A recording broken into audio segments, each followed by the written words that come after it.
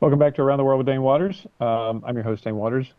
My first guest is down in Australia, down under, as they say. He's having some technical difficulties this morning as well. So let's just chat here until he can make it. So I want to go back to this whole issue of just what's going on in the various governments around the world about truth versus lies. We have a situation, for example.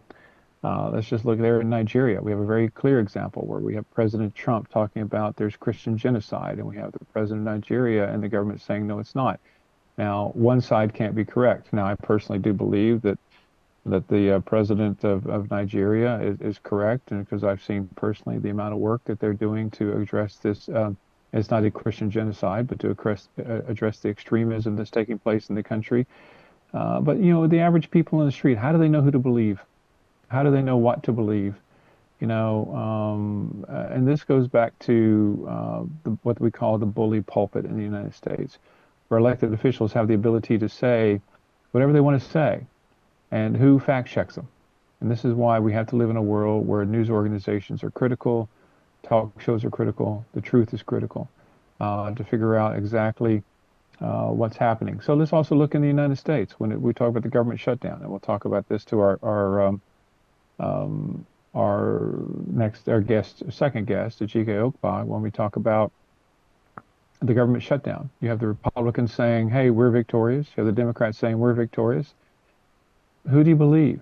And I don't know how they're going to sell this to the American public. That we've closed the government for 40 days, and what did the American public get out of it? Honestly, nothing, in my opinion. So we'll talk about that. But I do think we live in a world where what concerns me the most is that we're getting to a situation where, honestly, I want to keep going back to the truth. News organizations like Silverbird are critical in that regard, and trying to figure out what the truth is, dissecting the truth. And sometimes, what they say, my mother used to always say, is that beauty is in the eye of the beholder. So that sometimes truth is not absolute. There are different sides to every story. But we used to live in a society where we would know who we could actually get at least one side of the story truthfully from. But we don't necessarily have that anymore. And so we had to figure out where to look in that regard. And so one thing I'd love to hear from our audiences around the world is just who do you believe? In the political world, because I'm a political consultant and we do stuff all the time, we talk about voter cues. What makes a voter do a certain thing? Used to be in the old days, dating myself here, that people really cared about news editorials and what was going on with news editorials. Like in the United States, the New York Times, they'd say, hey, vote for this person or vote for that person. But what's going on these days? What are the voter cues? What makes a voter decide how to vote? We have some major elections coming up in the next couple of years. There in Nigeria, we have a major election coming up, and it's interesting. Who are the voters of Nigeria going to listen to? Are they going to listen to President Tinubu and what he says and what his political party says? Are they going to listen to the PDP? Are they going to listen to what Atiku says? Are they going to listen to what's going on around the world? But it's all about truth. And look, when I use the word truth, there comes Peter. Peter Charley. I was here, I was doing my dog and pony show, and Peter, just waiting for you, trying to figure out what am I going to say? And I was talking about truth and lies, and you got me all teary-eyed now, talking about truth versus lies. So welcome, Peter. Thank you, Dane. Lovely to be here. How are you? I'm doing great. So thanks for joining us. So what I was talking about in my monologue just now is, a perfect example is that what's happening in Nigeria, for example, where you have the president of the country there saying, oh, you have President Trump in the United States talking about there's a Christian genocide taking place in Africa and Nigeria. And you got the government there in Nigeria saying, no, it's not happening. Well, both sides can't be true, right? So somebody's lying. And I hate to use the word lie. My mother said never accuse anybody of lying. But the reality is there are lies taking place. But I have to interrupt that because I need my audience to understand more about you. So tell us about you and your background, and then I'm going to dig into truth versus lies. Well, I'm an Australian-born journalist. I've uh, lived and worked in the United States for 15 or so years, most recently as the head of Al Jazeera's investigative unit there. And I think I've got an understanding of the way things operate there and globally in terms of what's going on politically in terms of lies being told, the truth being muddled, and people being very confused. And I think we're actually in a critical point at this moment where a lot of people just don't really know what's going on. And the problem is, I think, that an increasing number of people are just not able to tell what's real and what's not. And this is adding to the confusion that you mentioned earlier about climate change and what's going on with various wars, for example. People just don't know who to believe anymore. And I think we're in a very perilous state globally because of that. Well, I appreciate that, and it scares me. It really does worry me because like I was just talking about in the monologue, we have the government shut down in the United States. You have the Republicans saying one thing, Democrats saying another. How walk us through I don't even know how to begin this conversation because where do where does the world look for the truth? I mean, how do we know what to believe anymore? You'll see that's the problem. You know, back in the olden days, if you like, you talked earlier about the days when we looked at newspaper editorials for some sort of moral guidance, if you will. Those days have gone.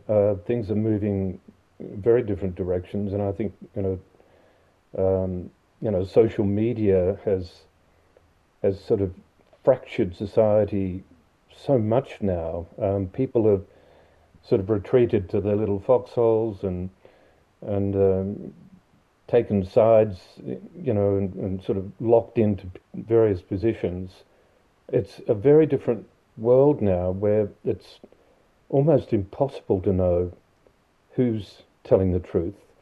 You sort of lock on to your favorite media. I have my media sources and media outlets that I tend to trust more than others. But the BBC, for example, you mentioned the crisis they're facing now, used to be, in my view, a very trusted sort of bedrock news source. Are they really now? They've been exposed as having distorted the truth. Where do we go for truth? It's a very deep and legitimate question. I really don't know whether anyone can be truly sure of where to look now. Well, and it's dangerous. I mean, the topic of this conversation is, lies can become dangerous. I mean, let's look in the Middle East. I mean, you've spent a lot of time in that part of the world. We look at what's going on. I mean, let me just make it my disclaimer is I always have to say Hamas is a horrible, horrible organization, a terrorist organization. What happened on it should never have happened. But the reality is we have the Israelis, and I've had several IDF spokespeople on my show here, and we have them telling one version of events. We have people on the Palestinian side saying a different version of the events. The Israeli government, right, wrong, or indifferently, is using their spin as a way to justify, certain types of violence and destroying, basically, razing Gaza to the ground. And the world's sitting there thinking, and then, I'm just reading that, the Turks just put out a genocide arrest warrant for Netanyahu and others. And yet others think that Netanyahu hasn't done anything wrong. And then, I'm sitting here as somebody who, honestly, I think I know a lot what's going on in the world. I'm like, where's the truth? How do we believe? And so that's me. But then how does this, so talk to us about how these lies can become dangerous. Well, I mean, you talk about the awful events of October 7 in Israel, and there's no question it was absolutely horrendous what happened. But right from the beginning there, we started to see questionable truths being told, or disinformation. There was a story since disproved that multiple babies had been beheaded, for example, and that right from the outset started to cast doubt on whether the stories emerging from Israel, from the IDF in Israel, could really be trusted to be accurate. And of course, there's a lot of doubt as to whether the other side was telling the truth. So, that's just one small example, or a big one, of how lies from both sides muddy the waters, leaving everyone so confused, um, and as a result, so polarized. And I think it's a very dangerous position to be in, where people sort of retreat to their sort of implacable positions, and sort of get sort of cemented onto a particular side, and it just leads to a deeper division in society, I think, which we're seeing all over the place. The Ukraine war is another. You mentioned the Sudan war. We're hearing one thing from the White House, another thing from soldiers on the ground in Sudan.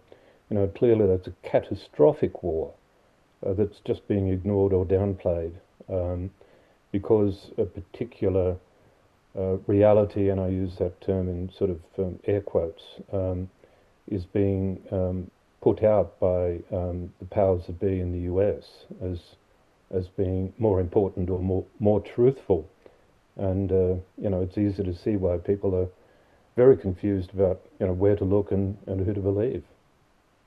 Yeah, and in my world, I'm a political consultant, and and what we always do is that we believe in third-party validators, right? So if a government says something, or an individual says something, then we have validators come out there and reinforce it. And what I've noticed, for example, is one thing that scares me about, if a government says something that is questionable, not only do you have third-party validators out there validating, but now the world of AI we live in. There was a perfect example. I saw there was somebody sent me something the other day that showed, when President Kennedy was assassinated and Johnson was on the plane being sworn in, and Jackie Kennedy was standing next to him, and she was dressed in an outfit that had blood on it. Somebody is now posting an AI photo with her in a different outfit, saying that no, she wasn't even in the car. And and so where do you think AI plays into all of this about truth versus reality? I mean, truth versus lies. Well, I mean, AI is just adding to the general sense of confusion, I'm sure. I mean, we've all seen the fake videos of Trump being taken off to prison or whatever. I mean, what can you really believe? AI is now so incredibly realistic looking, these fake videos that are being made. Um, I don't really believe anything I see anymore now. Videos on Instagram and that sort of thing, have they been faked? Have they been made up? What's real? And I think if if anything ever emerges with the Epstein files, for example, I'm sure the defense will be it's all just been faked. It's been faked and made up. And I think Trump has a lot to answer for casting doubt on news sources as being fake news, trotting out this fake news idea, and sort of conditioning people to believe that news sources can't be trusted, the journalists are the enemy of the people, and that sort of thing. And I think the swirling sort of storm of distrust and disbelief is very destructive, and AI is just feeding into it. Well, would you argue that human nature is such that, I mean, and I'm guilty of this as well, is that, I have in my mind what I think is the facts, and that we search out sources that reinforce that. So take Epstein, for example, whether he was murdered or he did commit suicide. I mean, I think a lot of people have in their mind one way or the other. And so if somebody came out and tried to disprove their thinking, um, how does that work? I mean, wouldn't you argue that most people, and I would say some reporters do this, sadly, that they have a predetermined conclusion. They find the facts to fit that, and in the world we're awash with basically finding facts, quote unquote, that reinforce that. How do we counter that human aspect of just wanting to reinforce our own desires, our own thoughts?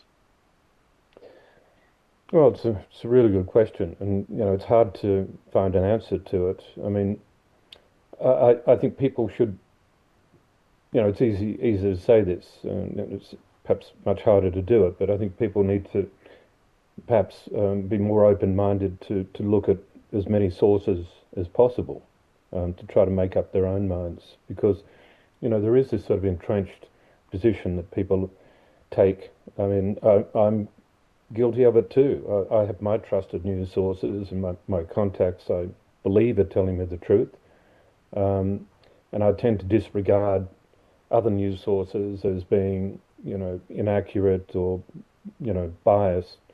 But I think we probably should be casting the net wider and looking at as many sources as we can to try to be as much critical thinkers as we possibly can be, rather than just sort of being led by the nose by people who might have that agenda you've just spoken about, people who have an agenda and sort of look for facts to support it. So you're writing a book on all of this. Tell us about that. It's a book I've called The Truth Illusion, and basically I look at how we got to where we are here, where people are very confused about who to believe and what is real. In fact, I think a lot of people just don't really know what's real and what's not real anymore. And I think it's been a sort of a perfect storm, if you like, of social media, an increasing number of lies coming from government officials, media that can't be trusted, and events like this BBC event where people are sort of thrown from positions they once felt supported a truthful platform. Um, it's a book that looks at why we've reached this position, and where we might go from here. What sort of social conflict might now emerge from this. It comes out in March. So I've just completed it. So I hope it finds an audience that can relate to this general state of confusion that serves, by the way, not just political masters, but corporate powers too. I think both corporate and political powers benefit from a state of confusion where people are not sure what to believe. They can be much more easily manipulated that way. And I think it's obviously a sad state of affairs, but a reality that we find ourselves in, increasingly now. Well, it is very scary. And talk about the corporate world. I mean, I myself have a hard time believing reviews, even on, like what to believe, like when I want to buy a product. Yeah, And we're surrounded by lies and disinformation and misinformation. And where it all ends, I don't know. And I would say that in a world filled with conflict, and the world is more and more conflict every day, that the truth is more important than ever. And I'm really personally worried about it. But I think that what you're writing is critical because it's important for the people to recognize, even if they don't know where to find the truth. I'll ask you to respond to this. Even if they don't know where to find the truth, I do think it's important that people recognize that they should question what's out there. I mean, I yeah, myself have my trusted sources I go to, and I force myself to go to other outlets on occasion just to see what the balance is. But yeah. wouldn't you agree with that? That the people have to recognize, hey, I may not know the truth, but I have to recognize that I must question things. Yeah, absolutely. I think that's really important to do that. I mean, we have to sort of try to find ways of sort of looking beyond where we are now, where our our individual worlds are getting sort of smaller and smaller. I think, in that there are fewer people we feel we can trust, fewer news sources we feel are truthful, and I think it's just very dangerous, and it's a deep worry, and I do believe it's something we need to find a way out of. Well, let me just tell the world that around the world with Dane Waters and Peter Charley, we only tell the truth, right, Peter? That's all we do. We just speak the truth. Nothing but. That's right. Well, listen, Peter, I appreciate you being on the show. Thank you very much. Good luck with your book, and I look forward to having you back on to talk about your other books as well. So you have a great day, and we'll talk to you soon. Thanks a lot, Um, Dan. let's take a quick break from Around the World with Dane Waters, and we'll be back with our next guest.